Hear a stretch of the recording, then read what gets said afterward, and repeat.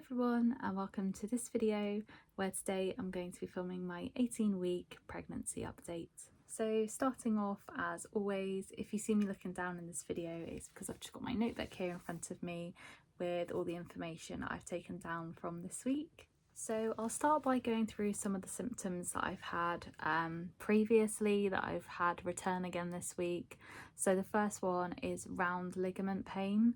Now I hadn't had this for a little bit, so I thought it was kind of settling down. However, I did have it again a little bit this week, especially one time in particular. I was lying down and then I laughed quite suddenly. And had a really sharp pain. I don't know whether it's maybe because of like the angle that I was lying down at, and also the sudden movement, but yeah, it was in my usual place that I get it, like right low down on the right hand side.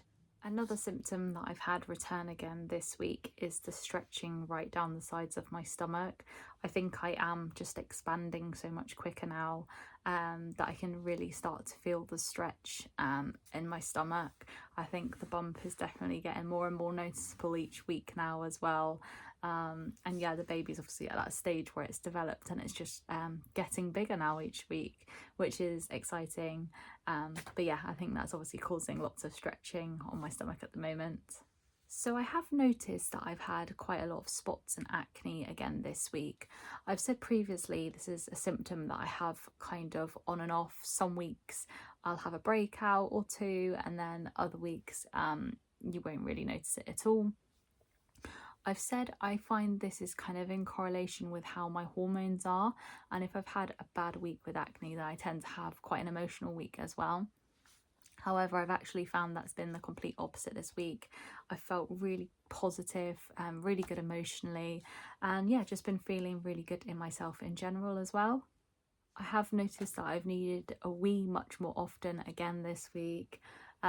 This was very common at the start when I first was pregnant, and then it kind of trailed off a bit, but it's starting to return a bit now.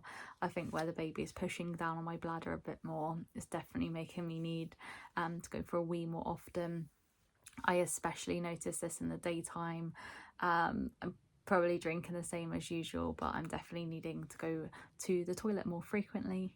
I have felt the baby move lots this week. It's been lovely. Like most days I've been able to feel the baby move, which is so reassuring when you start to like get to that stage in pregnancy and you can feel the baby.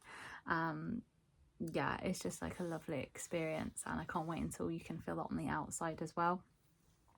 I tend to find that the baby is most active after I've eaten or when I'm in the car. So if we're on like a bit of a faster road, like a dual carriageway, then the baby seems to be moving around quite a lot. But yeah, those two things definitely seem to get the baby moving a bit more.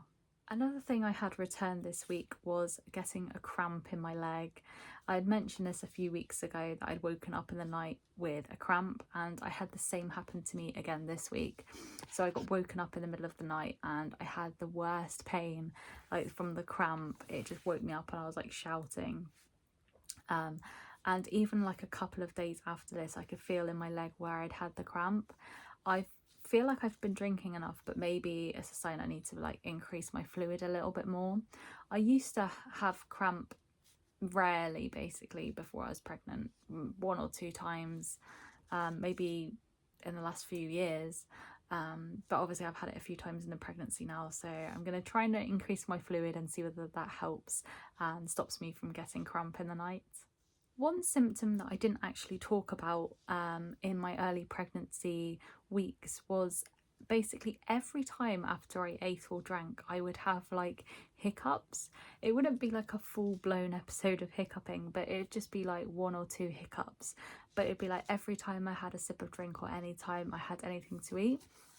I believe this started from maybe around like 5 or 6 weeks pregnant, and then lasted maybe 4 or 5 weeks. But I've had that return again this week. Pretty much every time after I'm eating or drinking, I'm just getting the odd hiccup, which is just really funny. And I've not heard anybody mention that as a pregnancy symptom before. Obviously, as you get further along, the baby has hiccups, and I definitely had that with my daughter. But it's myself obviously having the hiccups, which is quite interesting. So I thought I'd mention that as well. So I did actually also have to go and have done my fetal DNA blood test this week. So because I'm a rhesus negative blood type, that just puts me slightly at risk and the baby at risk if we have opposite blood types.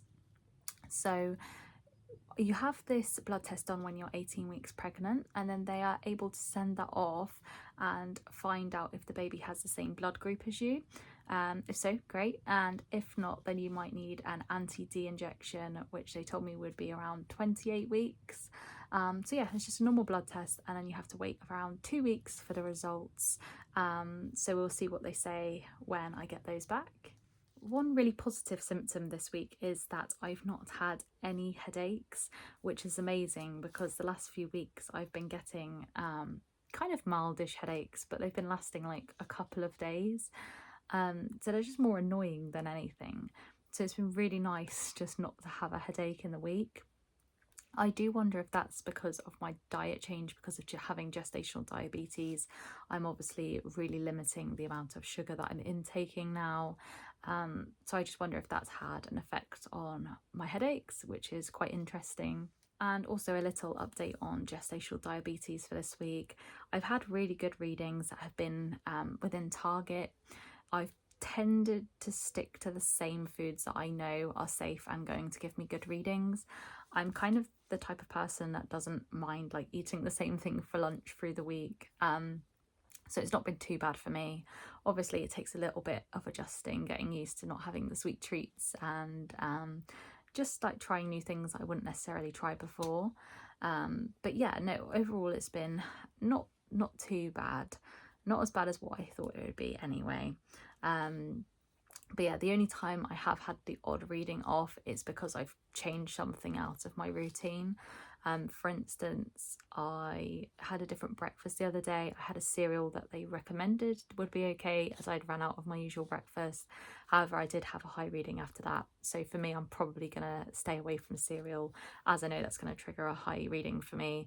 And yeah, it was only due to running out of some items for breakfast. So I'll just make sure I keep it stocked up in the future. So I think that is everything for updates for this week. So I'll go ahead and show you my 18-week pregnancy bump update. So this is the bump update at 18 weeks and 6 days. I really feel like it's got so much bigger this week. My belly, that's my belly button piercing, but yeah, I feel like I've really popped out this week. But yeah, that's 18 weeks and 6 days. So that is everything for my 18-week pregnancy update. Thank you so much for watching, and I'll see you again next week. Goodbye.